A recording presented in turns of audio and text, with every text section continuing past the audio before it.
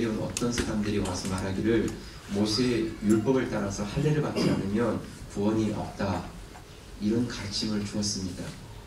그래서 이것 때문에 안디옥 교회 안에서 큰 논쟁이 일어나기 시작한 것이죠. 아니, 예수 믿으면 구원 받는다고 했는데 또 할례를 받지 않으면 구원이 없다, 이렇게 말하면 도대체 구원은 어떻게 받는 것이냐, 이런 문제부터 시작해서 만약에 할례 하나만 받으면 되는 것이냐, 아니면 구약 율법에 나오는 걸 다 지켜야 하는 것이냐, 이런 것들로 인해서 이렇게 논쟁이 일어나게 되었습니다. 여러분, 부흥하는 교회 혹은 믿음이 성장하는 그 속에는 언제든 예기치 않은 태클들이 들어옵니다. 그래서 때로는 이런 상황, 때로는 저런 상황들이 다가오면서 우리의 믿음을 한 번씩 이렇게 흔들어보는 이런 일이 나는 거죠. 그런데 그런 태클들을 잘 넘어가면 오히려 더 분명하고 더 놀라운 그런 믿음의 성장을 확 이렇게 점프하는 것을 보게 되지만, 그런 태클들 앞에서 이렇게 그냥 딱 이렇게 주저앉게 되면 그 자리에 멈춰서 때로는 3년, 5년 이렇게 그 태클을 넘어가지 못하고 그냥 계속 제자리에 걸음하는 것을 보게 되는 것입니다. 그래서 우리가 언제나 마음 가운데 이렇게 각오하고 생각해야 될 것은 우리의 믿음이 성장하고 또 우리의 신앙이 부흥하는 그런 상황 속에는 언제든지 이런저런 영적인 시험이 올 수 있다, 믿음을 한번 흔들어보는 이런 경우가 올 수 있다. 그런데 정말 우리가 예수 그리스도의 복음에 대한 믿음에 대한 본질, 이것이 놓치지 않는다면 그 환경들을 넘어갈 수 있고 태클들을 넘어갈 수 있는 그런 마음의 담대함을 가지고 이렇게 묵묵히 한 걸음씩 가는 것이죠.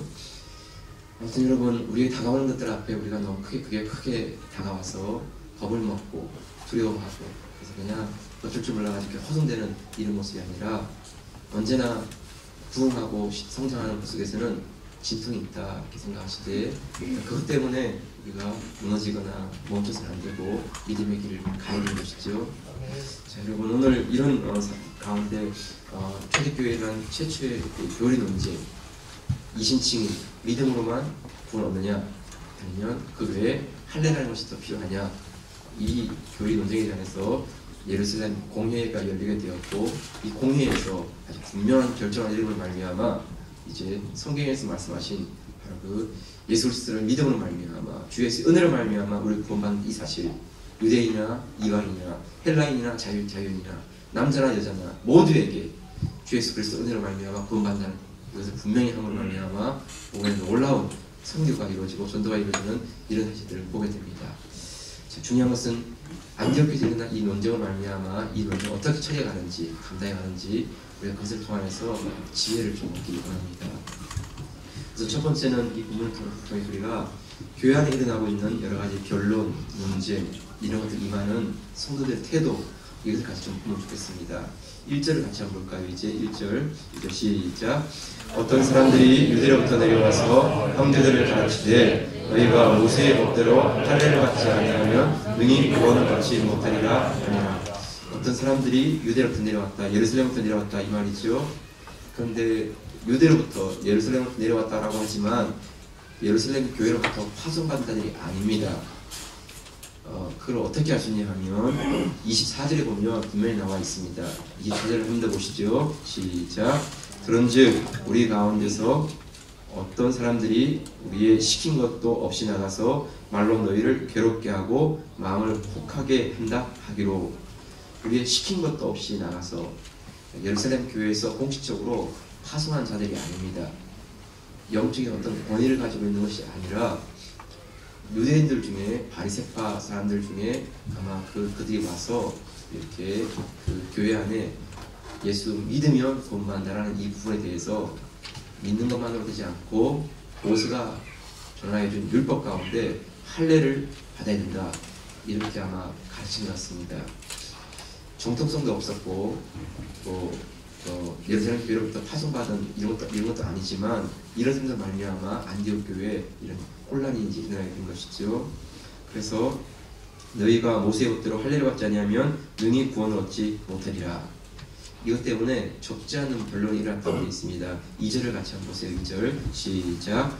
바나바와 바울과 저희 사이에 적지 아니한 다툼과 변론이 일어난지라 형제들이 이 문제에 대하여 바울과 바나바 및 그중에 몇 사람을 예루살렘에 있는 사도와 장로들에게 보내기로 작정하더라. 그러니까 바나바와 바울 그리고 저희 사이에 바리새파 사이에 적지 않은 다툼과 변론이 일어났습니다. 이것 때문에 이제 예루살렘에 사도들과 장로들을 보내어서 공의회, 공적인 교회 회의가 이제 일어나게 된 것이죠. 이 문제가 안디옥 교회뿐만 아니라 예루살렘 교회도 참 많은 다툼이 일어나겠습니다. 변론이 일어나겠습니다. 7절에 보게 되면 많은 변론이 있은 후에 베드로가 일어나 말하되 이렇게 말하는 것을 보면 그 예루살렘 교회에서도 초대교회의 지금 이 문제 구원에 관한 부분에서 예수의 은혜로 말미암아 믿음으로 말미암아 구원하느냐 이신칭의의 그 교리를 확장하느냐 아니면 믿음 외에 할례, 믿음 외에 율법, 믿음 외에 또 다른 선행 이것을 더 추가할 것인가 이 문제를 가지고 많은 논쟁이 있었는데 결국 마지막에 보면 예수 그리스도의 은혜로 말미암아 구원한다는 이것을 분명히 확정하게 된 것을 이루게 된 것입니다. 여러분 중요한 것은 교회 안에 이런저런 다툼이 있을 수 있고 또 논쟁이나 변론이 일어날 수 있다는 것입니다. 그런 우리가 다툼이나 어떤 분쟁 혹은 변론 이런 것을 다룰 때 우리가 어떻게 하면 좋을까? 무엇보다 바울과 바나바는 전도여행을 하면서 이방인들에게 복음을 전할 때 깨달은 게 있고 체험한 게 있습니다. 그래서 뭔가 하면 그들에게 할례를 받으라라고 얘기한 것이 아니라 십자가에 죽으신 예수 그리스도 그분의 복음을 전할 때 그 복음 앞에서 사람들이 변화되어지고 예수 그리스도를 영접하고 구원받는 그 놀라운 일을 목격하였습니다. 그러니까 단지 지식으로 알고 하는 것이 아니라 그 말씀을 복음을 전할 때 사람들이 변화된 것을 사실로 확정하고 몸으로 체험한 이것을 가지고 있는 것입니다. 그래서 이방인들에게도 주 예수의 은혜로 말미암아 구원한다는 그 사실이 분명한 진리구나 하는 것을 이렇게 몸으로 이렇게 느끼고 있었습니다. 그런데 이런 경험과 이런 체험을 가지고 있지만 그 유대로부터 내려온 사람들과 논쟁할 때 또 그들을 무시하거나 무례하거나 그리고 그들을 정죄하거나 이런 태도를 취하지 않습니다. 서로 디스커스, 디베이트, 서로 토론하고 변론할 수 있는 이런 것들은 충분히 가지만 이것을 하면서 상대방을 이렇게 업신여기거나 정죄하거나 심판하거나 이런 태도로 나아가지 않습니다. 여러분 얼마든지 의견이 다르고 생각이 다를 수 있습니다. 그러나 중요한 것은 결정이 나기 전까지는 자기의 주장을 이렇게 할 수 있습니다. 변론할 수 있고 토론할 수 있습니다. 그러는 중에 혹시라도 우리가 마치 내가 모든 걸 다 알고 있는 것처럼 내가 재판관이 된 것처럼 내가 심판관이 된 것처럼 모든 것을 판정을 못한 이런 태도는 바르지가 않는 것입니다. 결정이 날 때까지는 우리가 언제나 자기의 그 주장, 자기의 생각을 얘기할 수 있습니다. 설득할 수 있습니다.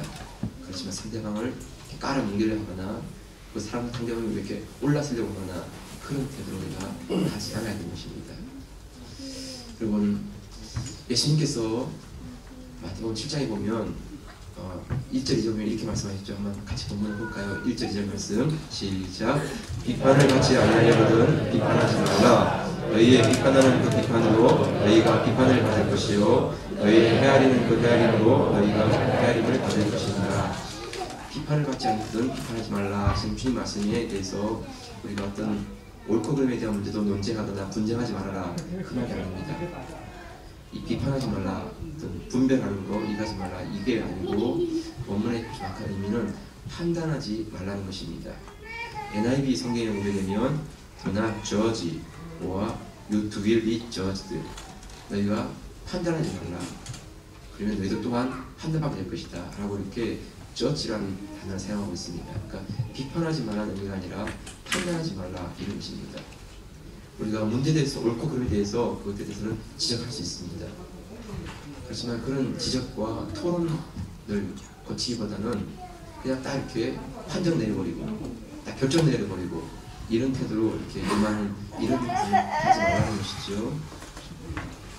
여러분 비판은 자기 주장을 하면서도 다른 사람의 이야기를 들을 수 있는 그 지금 여유 혹은 그런 마음, 이것을 가지고 있는 것입니다. 근데 판단은 전혀 그렇지 않은 것이죠. 자기 입장만 딱 내세우고 다른 사람을 다 무시해버리는 것입니다. 그러면 대화가 안 되는 것이죠. 그러면 어떤 의미에서 토론할 수가 없는 것이죠. 딱 결정나버렸으니까. 그런데 무엇보다 이런 판단한 입장에서 얘기하게 되면 우리가 더 이상 어떤 의견을 가지고 얘기하는 차원이 아니고 비슷하면 우리가 마치 재판관, 심판관 자리에 앉은 그런 오류를 범할 수 있다는 것입니다. 조금 더 위험하면 자신이 마치 하나님처럼 모든 상황을 결정해버리는 이런 상황이 될 수 있다는 것입니다. 우리의 분수를 넘어가는 것이지요. 비판한다는 것과 판단하는 것은 어떻게 차이가 나는 것일까요? 비판이라는 것은 어떤 아이들이 살아가면서 실수도 하고 잘못도 하죠. 그러면 그 아이에게 혼을 낼 수 있습니다. 너 이제 이러면 안 돼. 이건 자꾸 이렇게 하는 거 아니야. 라고 그 아이의 잘못에 대해서 이야기를 시작할 수 있습니다. 그런데 이걸 조금 넘어가서 이제 이전부터 해왔던 것을 가지고 이렇게 있다 보니까 네가 이렇게 한 거 보니까 내가 다 알아버렸어. 너 이런 실수를 내가 다 뻔히 알았어. 너 지난번에 그런 짓 했잖아. 이러면서 그 아이의 잘못에 대해서 그걸 이제 완전히 그냥 싸잡아가지고 그 아이는 그럴 수밖에 없는 아이라고 이렇게 몰아세우고 단정해버리는 태도. 그래서 아이로 하여금 아이는 그런 실수가 반복되는 것은 맞지만 그런 실수를 잘 벗어날 수 없는 아이라고 이렇게 선언하거나 단언하는 이런 태도. 이것은 판단이 되는 것입니다. 잘못에 대해서 얘기해주는 차원이 아니라 그 아이에 대해서 그런 행동에 대해서 딱 이렇게 아이를 선언해버리고 단정해버리고 조금은 그 아이에 대해서 잘못을 시작하는 정도 아니라 정죄하는 이런 태도가 될 수 있는 것이죠. 부부가 살다 보면 서로가 부부가 반복되는 실수가 있습니다. 네, 잘 고쳐지지 않죠. 왜냐하면 오랫동안 습관 때문에 그렇습니다. 그런데 그런 잘못에 대해서 그냥 얘기하는 것은 있을 수 있습니다. 여보, 치약을 좀 밑에도 짜주세요. 여보, 넥타이 여있어요. 편집으로 풀어주세요. 비누를 쓸 때는 비누 쓰고 물기를 닦아주세요. 이렇게. 제 안에 얘기하는 거 아닙니다. 그냥 제가 말합니다. 혹시 여러분들은 수건을 사용하면 털어서 다시 좀 가지런히 해주세요. 여러 지극히 사소한 부분이지만 그게 잘 안 지켜지는 부분들이 이렇게 반복되면서 서로가 이렇게 그런 부분이 자꾸 이렇게 마음이 힘들어지는 경우가 있죠. 그런데 거기까지 괜찮습니다. 근데 그런 일들을 보면서 조금 나가면 당신들 가져오면 다 똑같은 것 같아요. 당신 집안 식구들은 다 똑같이 행동하는 거니까 정말 당신 혼자만의 문제가 아니고 집안 전체의 내력 같아요. 이렇게 돼버리면 이제 남편의 한 실수나 아니면 아내의 한 실수가 아니라 가족까지, 집안까지, 부모님들까지 싸잡아서 이렇게 몰아붙이는 것입니다. 물론 그 생각이 맞을 수도 있지만 중요한 것은 잘못을 이렇게 얘기해주거나 아니면 옳고 바른 것들을 이렇게 분별해주는 필요성이 아니고 이제는 그 범주에 싸잡아서 사람들 다 그런 잘못을 범하는 사람들을 이렇게 판정해버리는 이런 태도. 그러니까 비판과 판단의 중요한 차이는 비판은 자기의 얘기를 할 수 있습니다. 잘못도 얼마든지 지적할 수 있습니다. 그렇지만 그것 때문에 아예 사람을 잘못하는 사람처럼 언제나 실수하는 사람처럼 언제나 그런 사람처럼 이렇게 단정한 이런 태도는 우리의 분수를 넘어가는 그런 모습이라는 것입니다. 여러분, 우리가 서로 토론할 수 있고 또 변론할 수 있지만 이것이 상대방을 마치 그렇게 언제나 그런 사람인 것처럼 단정하고 몰아붙이면서 정죄하는 그런 자리로 나가게 되는 이런 부분을 우리가 조심해야 되고 우리가 좀 절제해야 되는 것입니다. 왜냐하면 우리 마음속에 비슷하면 하나님께서 결정하실 때 그런 재판관 자리에 앉아서 우리가 마치 내가 모든 걸 알고 있는 것처럼 이렇게 행동할 수 있는 위험성이 있다는 것입니다. 우리의 생각들이 맞을 수 있습니다. 네. 우리의 의견들이 맞을 수 있습니다. 그렇지만 그것은 서로 교회 안에서 변론하고 토론할 때는 자기 생각들을 이렇게 계속 얘기해 나가는 것이죠. 그런 가운데 얘기를 다 들은 다음에 전체가 혹은 참석한 분들이 이것이 더 옳은 것 같습니다. 이것이 더 맞는 것 같습니다. 라고 이제 결정을 내릴 때 그런 부분들은 같이 존중하고 이제 그런 것들을 따라서 이렇게 함께 나갈 수 있는 것이죠. 그러나 개인이 아무리 옳다 할지라도 내가 그런 판단하고 내가 그런 것들을 결정하는 그런 태도로 교회 안에서 대화를 하거나 토론하는 것은 좀 위험하다는 것입니다. 왜냐하면 사회에서는 얼마든지 그럴 수 있습니다. 네, 사회에서는. 우리 그리스도인들 안에서 그러면 안 되는 이유가 뭔가 하면 우리의 주인은 하나님이시고 우리의 재판관은 주님이시기 때문입니다. 그분이 결정하시고 그분이 판정이 될 때까지 우리는 겸손한 가운데 자기의 마음속에 있는 의견들을 서로 주고받는 것입니다. 그런 가운데 하나님께서 참여한 여러 공회원들의 혹은 참석한 공동체의 회원들을 통하여서 옳고 그름에 대해서 이렇게 분별을 주셔서 드러나게 하실 때 우리가 존중하고 함께 순종하는 마음을 가지는 것이죠. 마태복음 5장 30절에 보게 되면 이렇게 되어 있습니다. 같이 한번 볼까요? 5장 30절 시작. 오직 너희 말은 옳다 아니라 하라. 이에서 지나는 것은 악으로 쫓아가느니라. 좀 이해하기 어려운 부분인데 쉽게 말하면 이렇습니다. 우리 의견에 옳은 것은 옳다고 말하면 됩니다. 또 우리 의견에 그것은 아닌 것 같은데 그것도 아니면 됩니다. 이렇게 해서 서로가 우리가 제가 옳고 아니고 하는 것은 얘기를 나누는 가운데 여러 사람들과 의견이 모아져서 좀 더 분명한, 좀 더 바른 그것들이 드러나게 될 때 그때 우리가 그 결정을 따라서 순종하는 것이죠. 근데 우리가 이것을 넘어서 이것이 맞다! 단정해버리고 다른 건 다 틀렸어. 이렇게 하는 분은 그것을 자칫하면 악으로 쫓아갈 수 있는 그런 위험이 있다는 것입니다.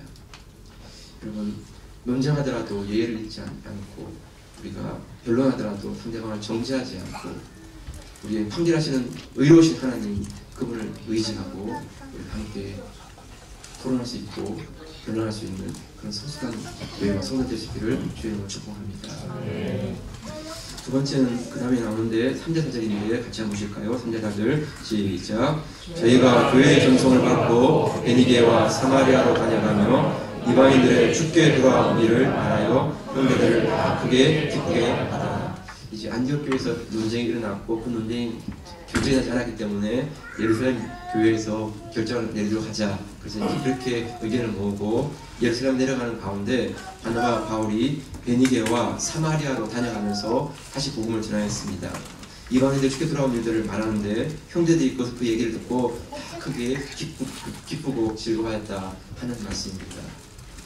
여러분, 중요한 것은 뭐냐 하면 우리가 다툼이 있고 분쟁이 있다 할지라도 교회의 가장 중요한 사명, 복음을 전하고 또 예수를 증거하고 하는 이 전도와 선교, 우리가 이것을 본질을 잃어버리거나 이것을 놓쳐서는 안 된다는 것입니다. 마귀가 하는 수법은 언제나 아주 작은 문제를 터뜨려가지고 그 문제 때문에 모든 사람들의 관심을 다 집중시키는 것입니다. 그리고는 전도와 사명은 간간히 다 잊어버리게 만드는 것이지요. 그런 내가 할 일이 아니라 다른 사람들이 할 일이지 나는 지금 이 문제에 대해서 이 문제에 급급하다 이렇게 생각하는 것이지요. 여러분, 교회 안에 논쟁이 있고 변론이 있더라도 우리가 그것을 끝장내겠다 이런 마음 먹지 말고요. 우리가 해야 될 본질적인 사명, 전도하는 거, 선교하는 거, 구제하는 거, 우리가 하나님 예배하는 거, 우리가 이 부분에 대해서 식지 않고 연약해지지 않는 그런 교회 되기를 소원합니다. 여러분, 900년부터 1000년까지 유럽에 우리가 이 유럽에 참 큰 논쟁이 있었는데 그 논쟁이 뭐냐 하면 하늘 것 위에 천사가 몇 명 올라가냐 하는 논쟁을 벌였습니다. 그래서 그 논쟁이 그냥 하루 이틀도 한 게 아니고 1년, 2년도 아니라 무려 100년 동안 논쟁하였습니다. 왜 그런 논쟁을 했을까? 제가 신학을 공부했지만 잘 이해가 안 갔습니다. 네. 하늘꽃 위에 천사가 뭐하러 올라가? 거기를 진짜 뭐 올라간 사람들 뭐 한 명 올라가든 100명 올라가든 뭐 무슨 상관이 있는가 도대체.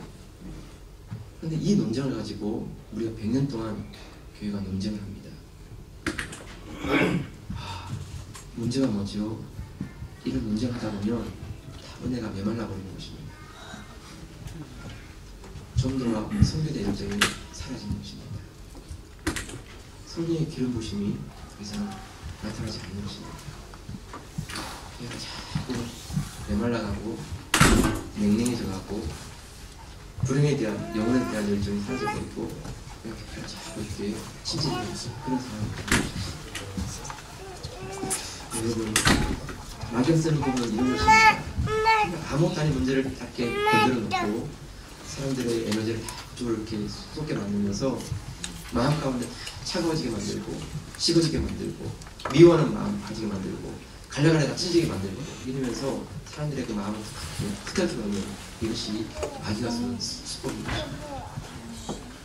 그런데 여러분, 오늘 본문에 보면 여러분 바나바와 바울은 그런 안디옥 교회에서 심한 논쟁을 하였지만 여전히 변함없이 다시 그들이 가는 곳마다 복음을 전하고 예수 그리스도를 증거하고 함께 기뻐하고 즐거워하는 이런 모습을 보는 것입니다.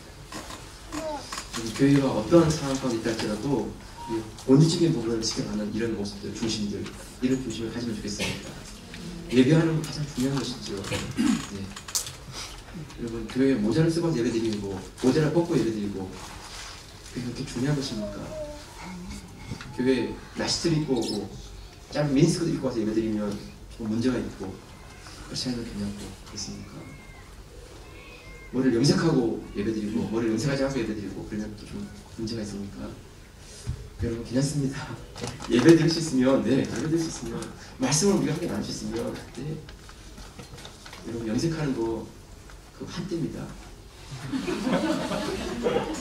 20대 30대는 대로 하죠. 깜빡 이렇게 하지만 50대 된 사람한테 염색해봐. 그래도 안 합니다. 왜냐면 어울리지도 않고 진짜 쪽팔리고 네, 그래서 안 합니다. 나시티, 미니스커트 네, 여러분 60대 할머니들 이거 보고 하세요. 이거 막 무사히 막 나와가지고 막 그거 입고 막 다니면 사람들 다 지어 이런 거 아까 안 했습니다. 그냥 한때입니다. 정말 한때 정말 20대 사사 사이즈를 가지는 분들 네, 그런 분들 뭐 네. 그런 분들은 할 수 있지만 여러분 네 다른 분들도 하라는 말 못합니다. 그냥 중요한 것은 그렇게 입고 오든 물을 들이든 모자를 쓰고 오든 슬리퍼를 끌고 오든 네 우리가 예배 드릴 수 있고 예배 드리는 가운데 은혜 받을 수 있고 그 은혜 받음을 통해서 변화될 수 있는 기회가 있다면 그러면 누구에든지 열릴 수 있는 그런 교회 그런 모습. 왜냐하면 중요한 것은 예배가 중요한 것이죠. 기도가 중요한 것이죠. 말씀을 통해서 함께 교감할 수 있는 게 중요한 것이죠. 그 나머지 부분들은 우리가 좀 그 다음 문제이기 때문에 넘어갈 수 있고 아니면 덮어줄 수 있는 그런 모습. 그것이 교회가 가져야 될 바른 모습, 본질을 붙잡는 모습, 그런 모습이 아닌가 생각합니다. 여러분 예배 시간에 저희 교회는 참 이렇게 감사합니다. 근데 여러분 이 피아노 하나만도요 이게 강당에 올라온 분들에 대해서 얼마나 많이 이렇게 별로인지 모릅니다. 논쟁이든지 어디 감히 피아노가 여기 위에 올라와. 여러분들 아무것도 아니시죠? 근데 여러분 이게 올라올 수가 없는 겁니다. 진짜 얘는 정말 복 받은 녀석입니다. 이 밑에 있어야지. 지금 어디 올라와 진짜. 예, 올라올 수가 없었어요. 저 드럼은 진짜 힘이 안 되는 것입니다. 진짜 막 이거 진짜 하는 것이 어디에 교회에서 네, 그런 생각도 있었지만 지금 드럼을 치면서 얼마나 감사합니까? 지금 드림이 있는가 없는가 하고 예배 속에서 우리가 느끼는 감동이 참 다르지 않습니까? 나만 그런가? 여러분들 다 이렇게 안 계신데 네 그렇죠 여러분. 네 여러분 뭐 예배 가운데 어떤 학교에서든 어떤 상황이 있겠습니까? 이제 비록 그 악기가 이전에는 우상을 숭배하던 그런 악기랄지라도 그 악기에 기름 부심이 임하여서 하나님을 찬양하게 된다면 여러분 그 악기가 하나님을 찬양하기로 변해질 수 있는 것이죠. 처음부터 그 악기가 아예 딱 정해져서 이 악기는 마귀를 위한 악기다 이건 아닙니다. 그 악기의 용도 그 악기의 쓰임새는 하나님께서 우리가 어떻게 쓰느냐 얘기하면서 하나님께서 쓰는 것입니다. 윌로클 교회 빌 하이클 목사님께서 이런 말씀을 드렸어요. 저는 이 말씀이 참 타당하다고 생각해요. 거룩한 노래란 따로 있는 것이 아니다. 다만 거룩한 가사만 있을 뿐이다. 네, 거룩한 노래라는 게 딱 부를 때 가지고 있는 게 아닙니다. 술집에서 부르는 그 멜로디를 할지라도 그 멜로디에 정말 가사를 새롭게 바꾸면 그 가사를 통해서 그 멜로디를 통해서 하나님을 높이시는 그런 노래를 바꿀 수가 있는 것입니다. 어메이징 그레이스라는 노래도 원래는 스코틀랜드의 이 선술집에서 부르는 그 멜로디였습니다. 근데 그것을 존 뉴턴 목사님이 크게 은혜를 받고 변화되어서 그분들의 복음을 전하기 위한 그런 마음으로 그 멜로디에다가 가사를 바꿔서 그 예수 그 은혜로 말미암아 변화된 자기의 고백을 담은 거, 그게 그 어메이징 그레이스라는 노래입니다. 작은 불꽃 하나가 큰 불을 일으키어 라고 하는 그 노래도 원래는 히피들이 그 마약을 이렇게 먹는 소리에서 담배를 나누면서 불렀던 노래입니다. 그 노래가 바뀌어져서 가사가 바뀌어져서 예수 그리스도를 향기를 전하고 예수 그리스도 불꽃을 전하는 그런 삶을 살자, 그런 것이 이렇게 바뀌어진 게 작은 불꽃 하나가 큰 불을 일으켜 이것이 된 것입니다. 여러분, 우리 속에 분명한 문제, 하나님을 예배할 수 있고 하나님 앞에 기도할 수 있고 하나님 말씀을 통해 서로 격려할 수 있고 위로할 수 있고 함께 붙잡을 수 있다면, 그 본질을 놓치지 않기로 결정한다면 우리 다른 것들을 이렇게 넘어갈 수가 있는 것입니다. 사소한 문제, 감정적인 지역적인 문제 때문에 그것에 마음을 나누다가 혹시 예배를 소홀히 하거나 기도하는 거 게을리 하거나 그리고 말씀에 집중하지 못하거나 그런 일이 일어나지 않으면 좋겠습니다. 변함없이 우리가 기름 부으심이 임하는 예배, 변함없이 우리가 기도의 자리를 지키는 기도자, 비록 논쟁이 있고 변론이 있다 할지라도 교회의 본질을 지켜가는 그런 교회와 성도들, 그런 교회가 될 수 있기를 주님으로 축복합니다. 마지막 이제 하나만 더 보면 좋겠는데 7절로 9절까지 말씀인데 조금 더 볼까요? 7절 9절까지 시작. 많은 변론이 있을 때에 베드로가 일어나 말하되 형제들아 너희도 알거니와 하나님이 이방인들로 내 입에서 복음의 말씀을 들어 믿게 하시려고 오래전부터 너희 가운데서 나를 택하시고 또 마음을 아시는 하나님이 우리에게와 같이 저에게도 성령을 부어 증거하시고 믿음으로 저희 마음을 깨끗이 하사 저희나 우리나 분간치 아니하셨느니라.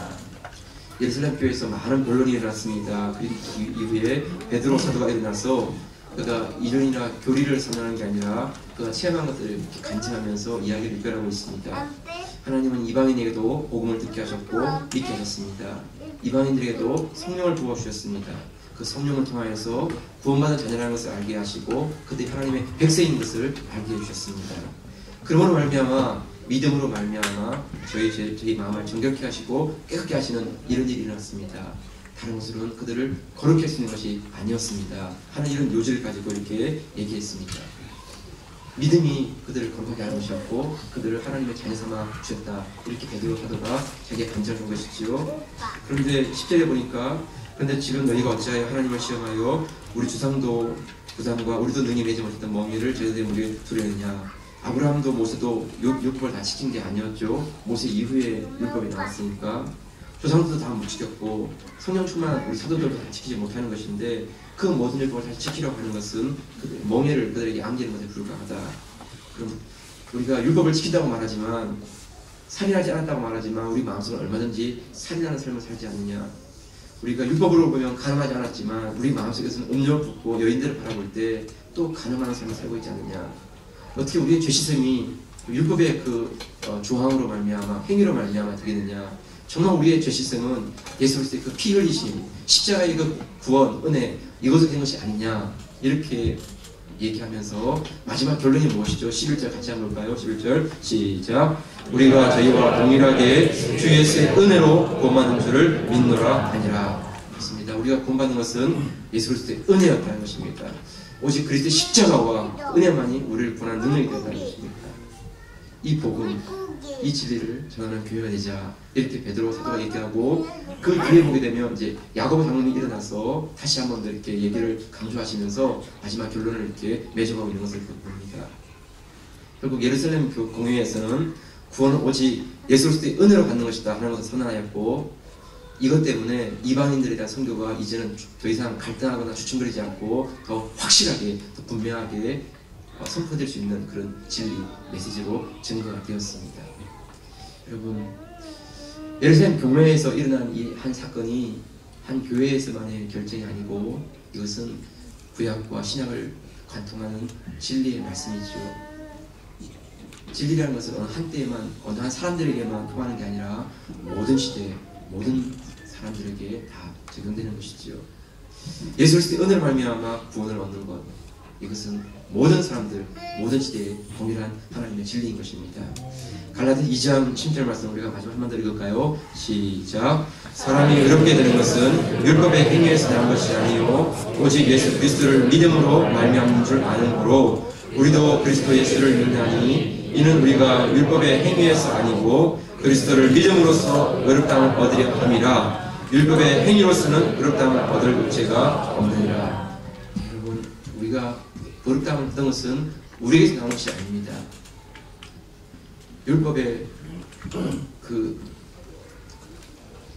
그 선과 악의 관계 속에서 선을 더 행했기 때문에 얻은 것도 아닙니다.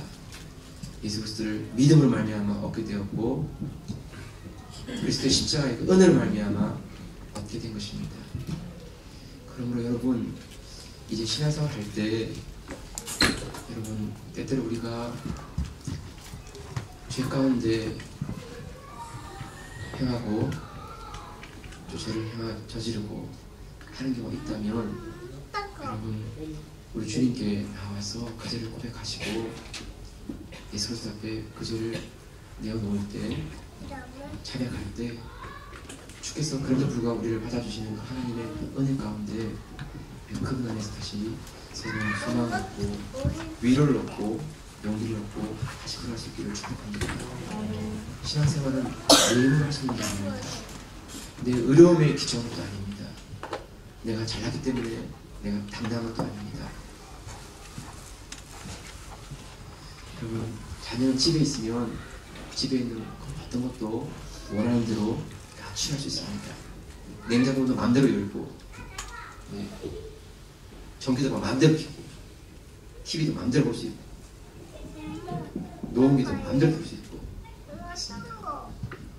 그런데 집을 떠나면 사용하는 어떤 것 경우도 돈을 내야 합니다. 집에 있으면 다 공짜로 사용합니다. 자녀이기 때문에. 무엇이든 자녀에게 주고 싶고 가지고 싶은 것, 그게 부모의 마음입니다. 여러분, 우리가 구원받았다는 이 사실, 이 진리, 이것은 우리가 하나님과의 관계에서도 동일합니다. 우리가 주님 안에 있으면 우리는 자녀로서 어떤 것이든 취할 수 있고 누릴 수 있습니다. 이 자녀와의 관계를 딱 떠나버리면 여러분, 언제나 이것은 빚진 관계가 되는 것입니다. 나는 채무자가 되고 다른 동사가 채권자가 되고, 내가 갚지 않으면 다 빚이 되어버리고 말이에요. 그런 것입니다. 하나님과 우리의 관계에서는 그런 관계가 아닙니다. 신앙생활은 기쁨이고 감사이고 누림이고 사귑이고, 신앙생활은 고행이나 금욕이 아닙니다. 사랑으로 역사하는 그 무대 안에서 우리 모두가 함께 주님의 그 큰 구원의 은혜를, 그 자유함을 누리는 것이죠. 우리의 행위의 옳고 때문에 우리가 구원받고 하지 않는 게 아니라는 것입니다. 이미 구원받은 자녀이고, 우리가 살지 못하는 부분에 대해서는 하나님의 은혜를 구하고 예수 그리스도의 그 은혜를 구하면서 우리가 더 바르게 하나님의 자녀가 되기를 노력하는 것 뿐이지요. 우리가 그렇게 하지 못한다 해서 우리가 버림받은 자녀이고 자녀가 아니고 그게 아닌 것입니다. 한 사람의 글을 소개하고 말씀을 마무리하겠습니다. 플로이드 맥클랑이라는 분이 쓴 하나님 아버지의 마음, 105쪽에 나오는 한 내용인데 읽어드리겠습니다. 플로이드 맥클랑, 하나님 아버지의 마음. 스왓은 시골의 단조로움을 벗어나기 위해 방콕으로 떠났다. 거기서 쾌락은 즐겼고 탐욕스러운 생활을 하면서 돈을 벌었다. 방콕에 처음 왔을 때 그녀는 아직까지 한 번도 본 적이 없는 이상한 호텔에 묵게 되었다. 방의 창문은 복도 쪽으로 향해 있으며 각 방마다 여자 한 명씩 있었다. 어느 정도 나이가 든 여자들은 미소를 짓고 있었으나 12살 된 소녀들은 불안에 떨고 있었다. 수왓은 방콕 사창가의 세계로 빠져든 것이다. 처음에는 순진한 상태로 곳에 발을 들여놓았으나 곧 요동치는 강물에 떠밀려가는 나무 토막처럼 급류에 휘말리고 말았다. 강물의 흐름은 너무나 빨랐고 타락의 물결도 너무나 세쳤다. 스왓은 호텔에 찾아온 사람들과 관광객들에게 목을 팔고 나중에는 더 많은 돈을 벌기 위해 마약을 팔기 시작했다. 심지어는 어린 소녀들을 사고파는 일에도 관여하였다. 그 소녀들 중에는 9살 혹은 10살의 어린이도 있었다. 그것은 추악한 거래였으며 그로 인해 그녀의 이름은 금방 알려졌다.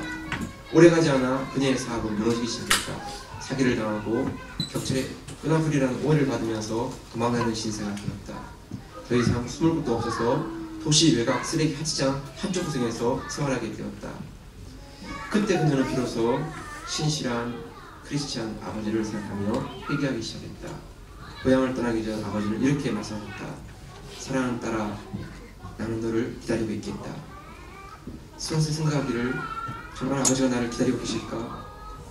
몸은 더러워질 대로 더러워지고 집안의 명예를 더럽게 나를 받아주실까? 집으로 돌아가지 않으려고 몇 번이나 결심했지만 더 이상 머물 곳이 없었다. 넓고 넓은 방콕 도시에 그녀가 평안히 쉴 수 있는 곳은 단 한 군데도 없었다. 스왓은 울면서 아버지께 편지를 썼다.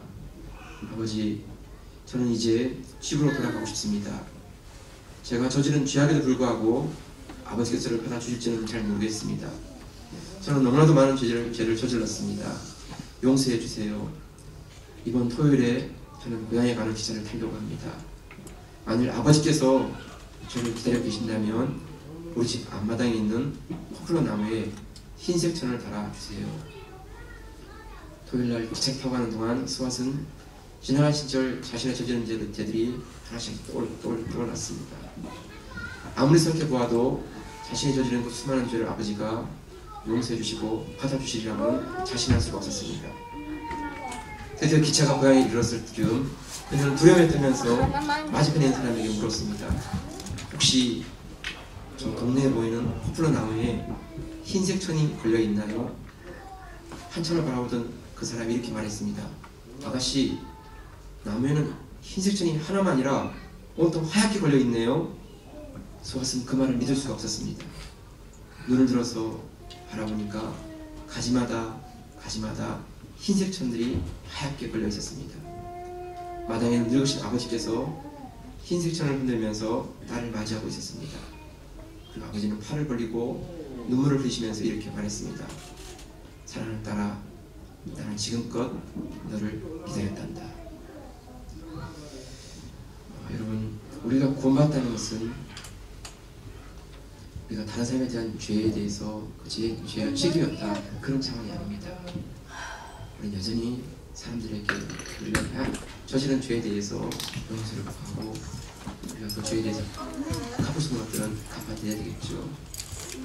근데 여러분, 유일한 한 가지 하나님과 우리 사이에는 그 죄가 바로지 못한다는 것입니다. 우리의 구원은 우리의 죄로부터 난 것이 아니라 하나님의 은혜로 말미암아 예수 그리스도의 십자가의 구원으로 말미암아 우리가 얻게 된 것이라는 것입니다. 여러분, 교회 안에 논쟁이 있을 때, 이런저런 변론이 있을 때 우리가 서로 판단하고 정치하면서 그런 논쟁, 변론하지 않으면 좋겠습니다. 우리 안에 하나님의 은혜의 생물이 메마르지 않는 가운데, 우리 서로를 함께 인정하는 가운데 주권자이시고 참된 결정자이신 하나님께 내어드리고 우리 이야기들을 나누면서 나아갈 수 있는 그런 교회 되면 좋겠습니다. 여러분, 때로는 교회 안에 사소한 문제가 발생했을 때 그 문제 때문에 복음을 전하는 사명, 기도 자리를 지키는 이 태도, 예배를 소중히 여기는 그 마음까지 잃어버리지 않으면 좋겠습니다. 예배가 우선이 되고 기도가 우선이 되고 우리가 함께 주님의 복음을 전하는 전도와 선교가 우선이 되는 그런 교회 되면 좋겠습니다. 마지막으로 여러분, 세상은 변하고 사람은 변해도 예수 그리스도의 그 복음은 변하지 않는 것입니다. 우리의 구원은 사람의 난 것도 아니고 행위에서 난 것도 아니라 오직 예수 그리스도의 죽으심과 피 흘리심을 통하여서 얻게 된 것입니다. 우리가 받은 그 구원, 하나님 자녀라는 이 소중한 특권, 이것을 하나님 누리게 원하고 우리가 받은 이 은혜를 삶에 나누는 그런 신앙, 그런 은혜를 축복합니다. 예배 함께 하시기를 주의 이름으로 축복합니다. 주신 말씀 기억하시고 우리 함께 주신 말씀 같이 붙잡고 짧게 함께 하겠습니다.